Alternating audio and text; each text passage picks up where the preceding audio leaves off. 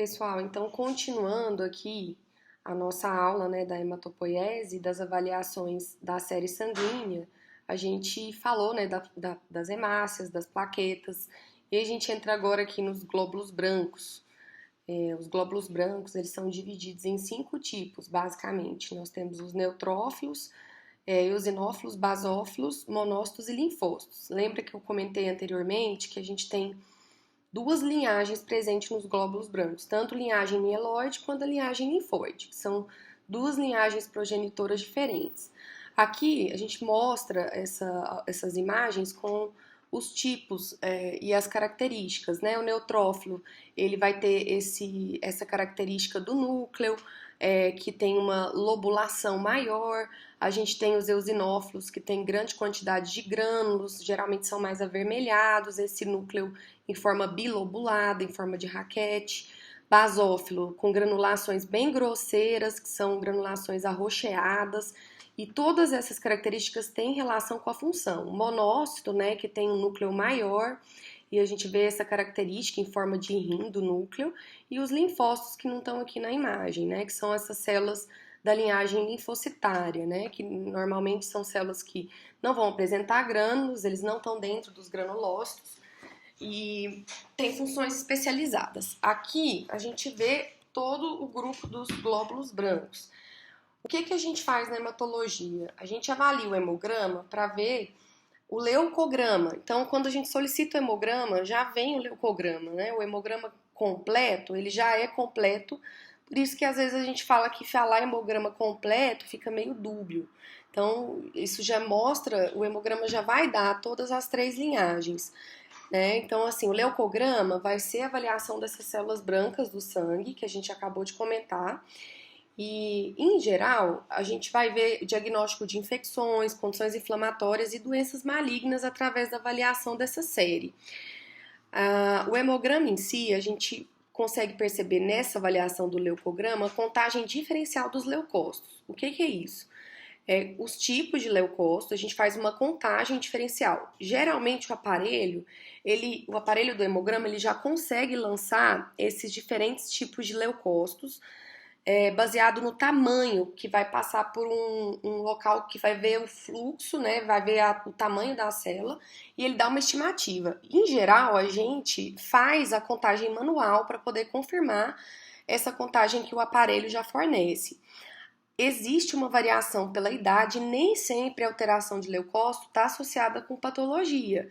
Em algumas situações, a gente tem uma queda que é considerada constitucional, ou a gente tem uma condição benigna. Então, nem sempre a alteração de leucócito vai significar doença. Então, isso tem que ser avaliado a depender a contagem total desses leucócitos, qual leucócito que está alterado, se ele está aumentado ou diminuído. O que a gente precisa saber? A maior parte dos leucócitos é formado pelos granulócitos, são 60%. Linfócitos, 30%, que são a segunda mais comum, né, que a gente tem de células. Então, primeiro os granulócitos, que são os neutrófilos, praticamente, né, mas eles são a série mais abundante no nosso sangue. Depois, com menos porcentagem, a gente tem os monócitos, né, que é em torno de 7%. Quando a gente faz a caracterização dos leucócitos, existem várias formas de a gente classificar. Eles podem ser células chamadas granulócitos, que são células que têm grânulos. Então, são os neutrófilos, eosinófilos e basófilos, né? São células circulantes do sangue. Os neutrófilos são os mais comuns, né? Que geralmente têm uma meia-vida de até 2 dias, quando são lançados na circulação. E aí no hemograma, quando a gente vai avaliar, a gente consegue observar que ele dá o número de leucócitos totais, o número de neutrófilos e ele coloca os segmentados. Nada mais é do que o segmentado é um neutrófilo mais jovem. Então, essa avaliação dos segmentados mostra o número total de neutrófilo. O aparelho não consegue diferenciar muito bem entre segmentado e neutrófilo, porque eles são parecidos. O que muda é um pouquinho da maturação deles. E os bastões, que também são desse mesmo grupo, eles ainda são células mais jovens.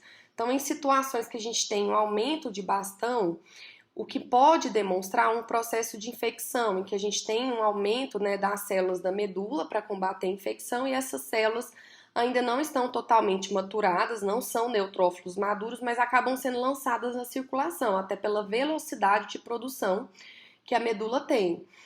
Então, no hemograma, quando a gente tem um desvio à esquerda, o que é isso? Que a gente pergunta muito às vezes no ambulatório para vocês. O desvio à esquerda nada mais é que um aumento dessas células de neutrófilos jovens, que são os bastões. E ele chama assim desvio à esquerda porque nos laboratórios a gente, quando faz a contagem diferencial manual, eles são contados de um lado para o outro e eles ficam à esquerda na contagem. Então, quando a gente chama de desvio à esquerda, nada mais é do que a presença dessas células mais jovens, dos bastões, tá? E isso sugere um processo infeccioso ativo, né, agudo, que vai lançar essas células mais jovens na circulação. Outros dois que apresentam grânulos são os eosinófilos e os basófilos, que a gente vai falar um pouquinho mais pra frente.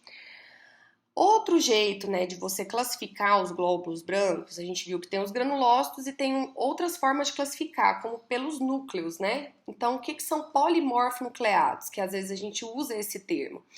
São células que têm núcleo multilobulado. Então, o neutrófilo é um exemplo, né, que tem várias lobulações. Então, o que são essas células? São as primeiras células que fazem a defesa contra os micro-organismos. São as da imunidade inata, vão ser aquelas primeiras recrutadas ali para a gente fazer o processo de combate à infecção.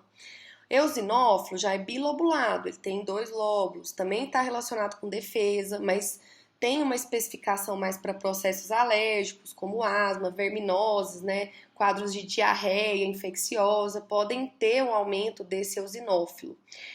E os basófilos são aquelas células com grânulos grandes, que tem essa liberação granular, ela faz parte da função, que é exatamente liberar histamina e liberar outros fatores quimiotáticos que vão chamar outras células de defesa para combater a infecção. Então, são células que fazem a comunicação.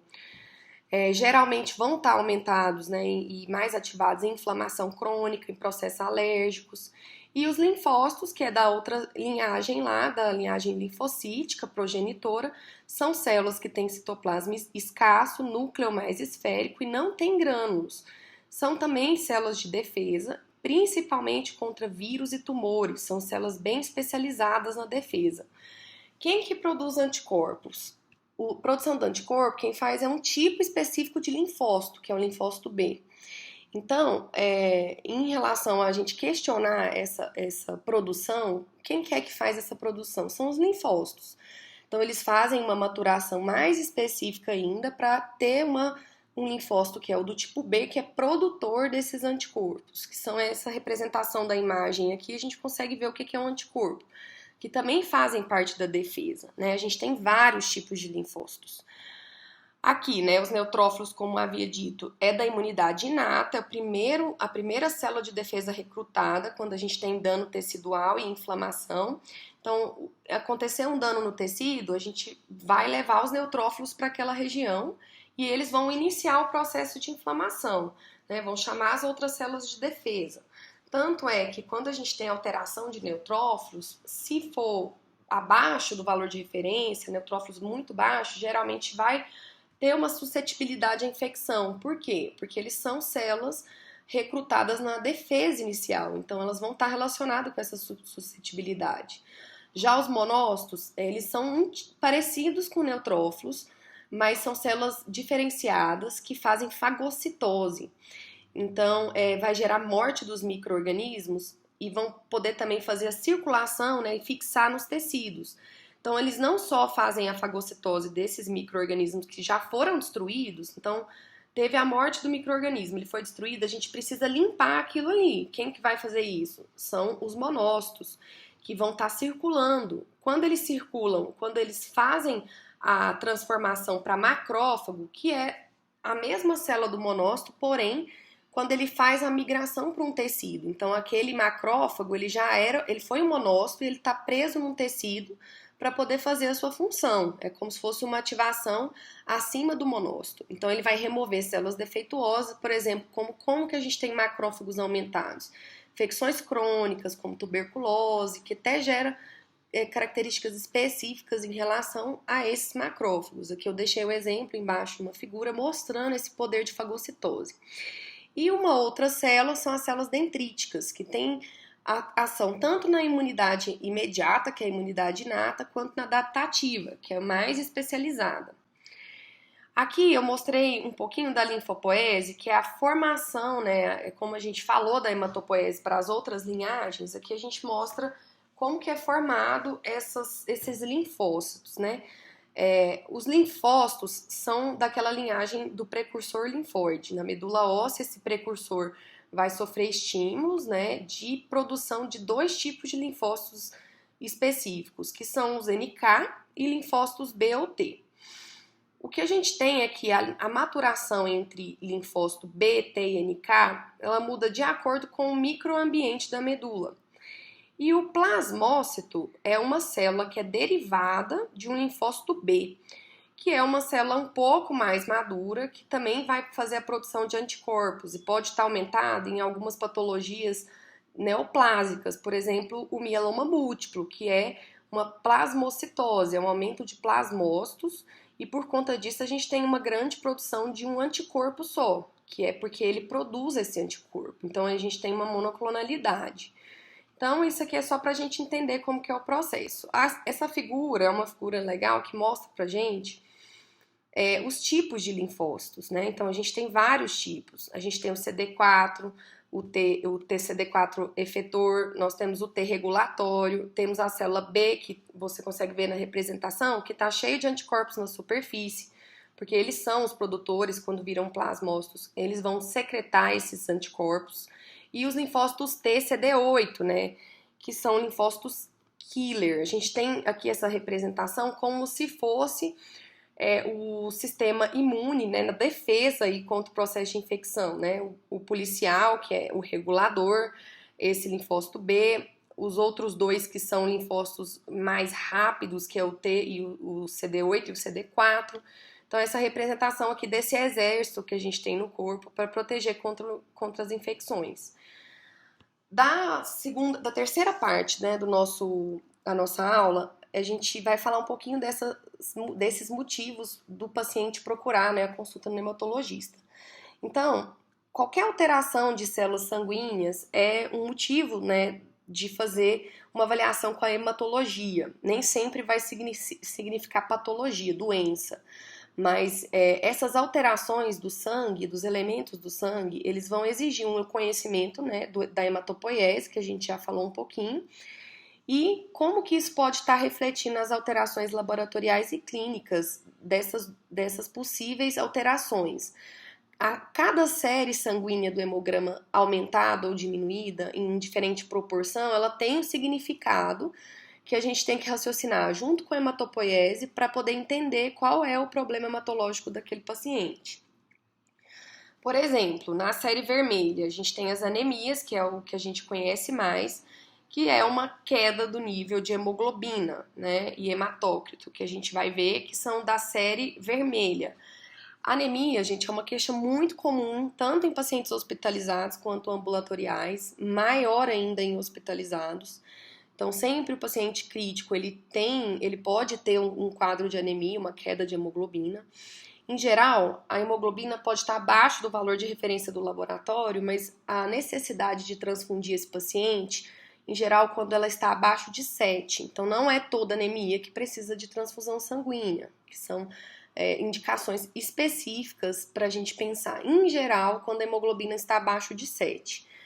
Essa série vermelha, ela tem uma avaliação a partir de idade. Então, a gente tem variações da série vermelha quando a gente avalia o período neonatal, criança, gestante, adultos e idosos. Então, existem valores que são mais aceitáveis, mesmo fora do valor de referência, né, a gente às vezes aceita mais porque a gente sabe que existem períodos que a produção dessa série vermelha é um pouco maior e períodos que ela é menor. Então, por exemplo, em idoso, que tem várias doenças crônicas, nem sempre a anemia ela vai ser uma patologia. A gente vai ter com a idade uma queda da eritropoetina, que é o hormônio que ajuda na maturação, então pode ser que essa queda leve a uma anemia que não é patológica, o idoso está acostumado. A gente pode ter, no período neonatal, uma quantidade maior de série vermelha, porque é um período de maior produção. As gestantes também têm especificações hormonais que geram alteração desses valores e nem sempre isso é patológico, então tudo deve ser avaliado em conjunto. A partir do momento que se define anemia, a gente tem que avaliar a causa provável e o diagnóstico complementar. E isso vai levar ao pedido de outros exames que vão ajudar nessa investigação. Um exemplo, para a gente definir qual até a conduta e o manejo desse paciente, é o caso quando a gente faz a avaliação da anemia, a gente vai avaliar outros parâmetros no hemograma. Além da história clínica, a gente vai ver os reticulócitos, né, que são aquelas células mais jovens, antes de a gente ter a maturação completa em eritrócitos. Reticulócitos são as células jovens, eritroides, que são lançadas na circulação. Isso vai fazer parte da avaliação da anemia junto com a avaliação do VCM, que é o volume corpuscular médio dessa hemácia. A partir desses valores, a gente consegue avaliar se a provável causa, se é um VCM baixo, né, abaixo de 80, ela é uma hemácia pequena, então a gente tem algumas causas que estão mais relacionadas a uma hemácia pequena. É lógico que a gente vai avaliar outros parâmetros do hemograma também para poder definir a provável causa e a história clínica do paciente. Mas, por exemplo, o VCN reduzido pode ser deficiência de ferro, talassemia, anemia de doença crônica. A gente suspeitou, né, que é uma deficiência de ferro, ou a gente quer diferenciar de uma anemia de doença crônica, nós vamos pedir outros exames na hemato, que é a ferritina, a saturação da transferrina. E quando o VCM está mais alto, né, ou ele está normal, ou ele está acima de 100, a gente vai pensar em outras causas. Deficiência de B12 e folato. Ferropriva em algumas situações pode fazer, mas em geral vai ser VCM reduzido. Algumas medicações que também fazem essas hemácias ficarem maiores, um volume maior. Hemólise, doença hepática e doenças crônicas podem gerar esse VCM ou normal ou aumentado. Então isso aqui vai ficar para os próximos temas que a gente vai discutir na hemato, mas é só para vocês terem uma ideia de quais são essas alterações e como que o hematologista tem que avaliar essa anemia. Em relação à série branca, que são os leucócitos, a gente tem tanto a redução quanto o aumento, né? A leucopenia ou leucocitose. Causas que geram aumento de leucócitos vão desde causas malignas, geralmente são bem altos do valor de referência, né? 30 mil, 50 mil, 100 mil. Então, leucemias, que vão gerar uma leucocitose muito importante. Alguns quadros de sepse mais grave, geralmente também vão levar a leucocitose, mas não tão alta quanto leucemias. É a fase que o paciente está em recuperação medular por alguma quimioterapia, às vezes vai levar a uma leucocitose ali de rebote. E a leucopenia, que é a redução dos leucócitos pelo valor de referência. Isso pode acontecer infecção viral, dengue faz muita leucopenia transitória, depois melhora com o tempo, efeito de quimioterapia. Então são causas possíveis para a gente ter. Às vezes tem leucopenia constitucional, que é uma porcentagem da população vai ter e não significa um processo patológico. Então o hemato tem que saber fazer essa diferenciação para poder encaminhar o paciente da forma correta e pedir os exames complementares direcionados. Dentro da série branca, a gente falou dos neutrófilos. Os neutrófilos, gente, são as células mais comuns da série branca. E são aqueles primeiros a serem recrutados para combater um processo infeccioso. Geralmente, quando eles estão muito aumentados, né, uma neutrofilia, quando tem uma leucocitose às custas de neutrófilos, que são os neutrófilos que estão mais altos, a gente sugere que seja por infecção bacteriana, porque a bactéria tem um mecanismo que o neutrófilo vai ter uma alta produção para poder fazer a defesa. A neutropenia, que é a baixa desses neutrófilos, pode sugerir que tem uma suscetibilidade de infecções, pode ser um efeito de uso de quimioterapia, a gente tem a neutropenia febril, que é uma emergência médica, tem que ser reconhecida rapidamente, então são situações que o hemato precisa fazer um tratamento mais agressivo e uma abordagem um pouco mais rápida. Além deles, né, a gente tem os monócitos, o aumento de monócitos, eosinofilia, que é um aumento dos eosinófilos. Então, assim, são séries específicas do sangue que podem estar aumentadas tanto por processos benignos quanto malignos. Isso vai depender. Do caso dos linfócitos, né, que são outras células comuns, né, a segunda mais comum, até 30%, a gente tem aumento dos linfócitos, linfocitose, que pode mostrar linfomas, pode ser em casos de leucemia, mieloma e linfopenia, que é o clássico do HIV, né, a gente tem que o vírus do HIV faz um ataque específico ao TCD4 e esse TCD4 reduzido é o responsável pela síndrome da imunodeficiência adquirida, que é aquela que vai ter a manifestação dos sintomas do HIV. Então, a linfopenia, que é essa redução, também a gente consegue avaliar pelo hemograma. Em relação às alterações na série plaquetária, né, a gente tem principalmente a plaqueta, ela é responsável pela hemostasia, então é aquele elemento celular que a gente tem, elemento proveniente das células, na verdade, não é um elemento celular mesmo, mas ele veio de um megacariócito, e esses elementos, eles vão fazer o processo de hemostasia inicial. Então, plaqueta baixa ou plaqueta aumentada podem mostrar esses distúrbios da hemostasia. A gente acaba avaliando plaqueta junto com distúrbios da coagulação, principalmente se o valor da plaqueta for normal e o paciente tem um estímulo e está fazendo um sangramento excessivo, a gente vai investigar os fatores da coagulação, que também é um outro problema hematológico que a gente recebe muito no consultório. Como, por exemplo, né, o manejo desse paciente pré-operatório, né, às vezes pede um encaminhamento para o hemato para ele definir se ele precisa de fazer uma terapia antitrombótica ou se ele tem um risco aumentado de sangramento. Isso tudo vai depender da avaliação plaquetária e se tem alguma alteração de fator de coagulação. Então, esse tópico a gente vai avaliar os distúrbios de sangramento e os distúrbios trombóticos a partir dessa avaliação da plaqueta e dos fatores de coagulação. A trombocitopenia é a plaqueta reduzida abaixo de 150 mil, né? E a gente sabe que, mesmo estando reduzida, nem sempre a gente tem um risco maior de sangramento. Geralmente o risco acontece principalmente em valores abaixo de 20 a 10 mil. E aí a gente precisa de uma abordagem mais rápida. Esse paciente não pode ir embora. Ele fica, vai ser internado, provavelmente vai transfundir. E a trombocitose é o aumento acima de 450 mil pelo valor de referência. Algumas situações vão gerar trombocitose, inclusive neoplasias hematológicas podem aumentar, né?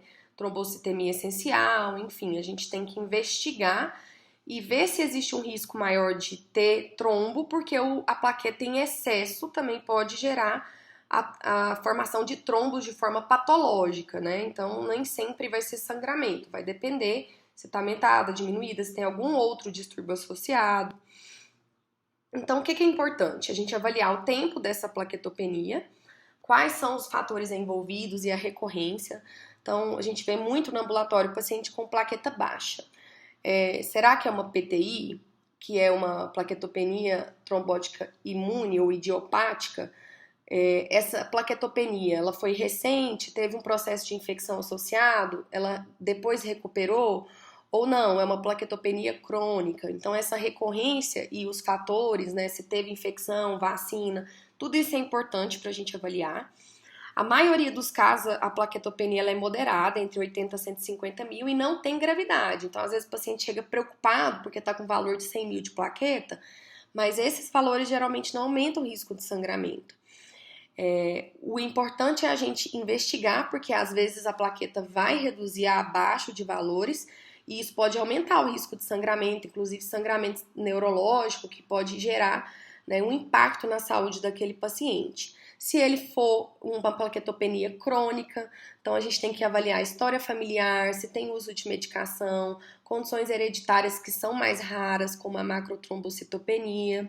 E as mais comuns causas da plaquetopenia é deficiência de B12, folato, infecções, uso de álcool, doença hepática, doença autoimune e outras que são mais raras, que também devem ser avaliadas em conjunto. Medicamento causa muita plaquetopenia, então sempre a gente fazer a história do uso de medicamento é importante para a gente definir se tem alguma das medicações, como por exemplo antibiótico com sulfa, anticonvulsivante, que pode ser considerada a causa dessa plaquetopenia. Outra causa que queixa muito comum no ambulatório da hematologia é a linfonodomegalia. Então, o paciente chega falando que está com linfonodo aumentado, que ele não sentia ou que ele aumentou em outro local do corpo, ou que ele teve um aumento ao longo do tempo. O que a gente precisa saber? Que essa queixa é muito comum no ambulatório. A linfonodomegalia, ela atinge geralmente um pico, né? O aumento do linfonodo tem um pico máximo na adolescência. Geralmente não é para ser palpável em adultos, exceto a região inguinal, que a gente consegue palpar, e também na cervical, geralmente são pequenos, né? Abaixo de 1,5 centímetros. Linfonodos profundos a gente não consegue palpar, então a gente precisa de exame de imagem para avaliar. Então, se a pessoa tem uma linfonodomegalia difusa, superficial, para a gente avaliar os profundos, é necessário o exame de imagem. Então, a gente precisa saber encaminhar esse paciente para a melhor conduta, depender do quadro. Então, a maioria das causas de linfonodomegalia no ambulatório de hematologia é benigna. Daqueles que fazem procura espontânea do serviço, 98% é benigna. Dos que são encaminhados, aí a gente já tem metade sendo benigno e metade maligno. Ou seja, o médico avaliou, percebeu uma linfonodomegalia patológica, né, difusa, grande, com características de malignidade, e encaminhou para o hemato. Desses, metade são benignas e a outra metade pode ser maligna, ou seja, câncer. Quais são os benignos, né? Infecções, inflamação, desordem do colágeno. Os malignos são as neoplasias, né? Os linfomas, principalmente, que vão gerar. A gente tem vários tipos de linfomas. E o que vai ser importante para a gente avaliar esse linfonodo? Se ele tem característica de maligno ou não? A história clínica do paciente, a localização do linfonodo, o tamanho, se ele é fibroelástico, se ele é endurecido, os sintomas associados, se o paciente tem febre, perda de peso, são sintomas B, se o baço, que é um órgão linfóide, também está aumentado. Então, isso vai fazer a gente perceber se o linfonodomegalia é patológica ou não, se é uma linfonodomegalia relacionada a um processo benigno, que vai significar uma doença, porém com um pouco menos de urgência do que uma doença neoplásica. Por fim, gente, a pancitopenia é uma queda de todas as séries hematológicas que a gente já falou, que a gente vê no hemograma. E a pancitopenia, sim, é um grande indicativo de doença neoplásica, né? De doença oncohematológica, câncer. Porque as séries todas reduzidas, elas demonstram uma alteração daquele castelo, né? Da fábrica do sangue, que é a medula óssea. Então, essa situação a gente tem que investigar se é uma aplasia de medula, que é quando você tem uma redução na produção, né, uma falência dessa medula, ou se tem uma pancitopenia com uma das séries muito aumentadas, né, uma das séries sanguíneas que podem significar leucemia, ou só mesmo todas diminuídas, que também pode ser uma infiltração da medula, como no caso de linfoma. Às vezes a gente tem pancitopenia, que é quando cai todas as séries, mas isso acontece por infiltração medular. Então, isso também tem que ser avaliado. Mielodisplasia, que é também um tipo de neoplasia da medula, que as células saem um pouquinho da característica basal, né, são mais desfiguradas. Então, sempre que for se avaliar essa pancitopenia, a gente tem que ver, existe o aumento de uma série específica, né, da série diferencial, tem uma célula que está mais aumentada e o restante está tudo reduzido, porque isso mostra pra gente algumas doenças neoplásicas que são importantes e devem ser reconhecidas de forma ágil, de forma rápida. E avaliar os sintomas sistêmicos, né? Os sintomas B, que são muito falados na hematologia, é febre, sudorese noturna e perda de peso, a mais de 10%, né, no período aí de 6 meses. Então, são outras questões que a gente sempre pergunta aí numa consulta da hematologia. É isso, gente. As dúvidas vocês vão tendo aí, vai tirando aqui aos poucos, mas com certeza vão ter algumas dúvidas em relação a essas séries, mas isso é só uma introdução, a gente vai falar de alguns desses tópicos de forma mais específica ao longo desse módulo, desse de habilidades. A gente ainda vai ter, né, vários momentos para poder aprofundar, mas aqui fica à disposição para dúvidas, tá? E a gente conseguiu concluir, né, esse primeiro tema, que é a consulta médica na hematologia, hematopoiese e hemograma. Né? A gente estudou a hematopoiese, a gente conheceu as principais células e as funções, avaliou, né, as principais queixas e alterações possíveis hematológicas, vimos as principais alterações no hemograma e falamos de algumas doenças e quais os exames complementares que podem ser solicitados para a gente poder investigar um pouco mais a fundo.